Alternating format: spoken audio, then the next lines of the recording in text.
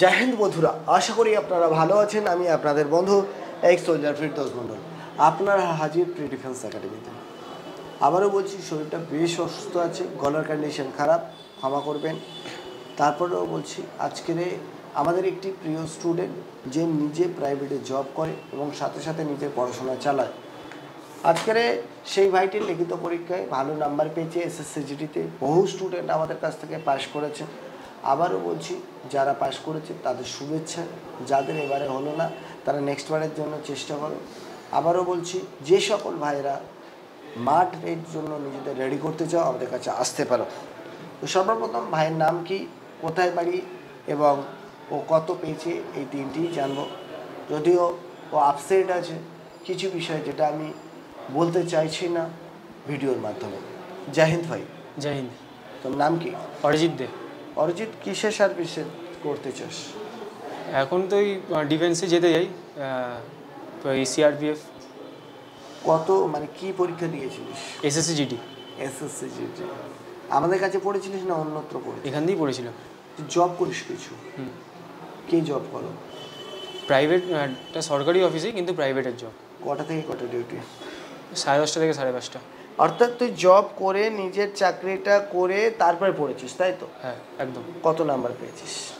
Total হয়েছে 119.1101। 1101। খেয়াল করছো, যে সকল ভাইয়েরদের কোনো জব করে না, সম্পূর্ণ বাড়িতে এইটার উপরে পড়ে আছে, তারাও এই নাম্বারটা পাওয়া বেশ কঠিন হয়ে যাচ্ছে। সেক্ষেত্রে ও জব করে নিজের সব কিছু কমপ্লিট করেও এই জায়গাটা এসেছে। সম্ভবত ওরা 3 বন্ধু এসেছিলো, তাই না? 2জন হাল ছেড়ে দিয়েছে, গিভ আপ করে দিয়েছে। ও গিভ আপ করেনি, ও বলেছে আমি চাকরি নেব, তারপর ভালো না। আজকের 119 যথেষ্ট ভালো নাম্বার। আগামী দিন বেঙ্গল পুলিশ বা ক্যালকাটা পুলিশেও একটা ভালো নাম্বার পাবে।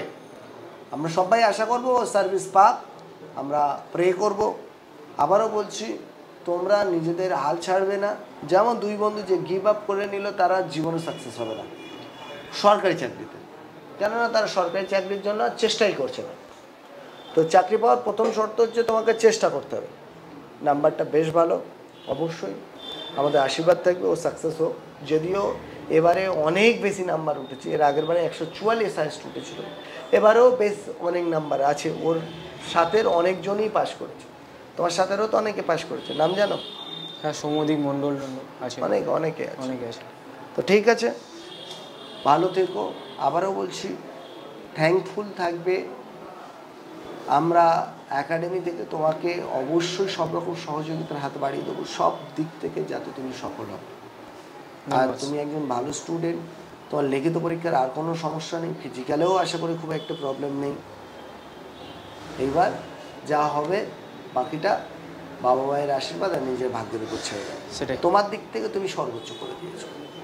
ভালো থেকো। Thank you. Thank you. জয় হিন্দ, জয় ভারত।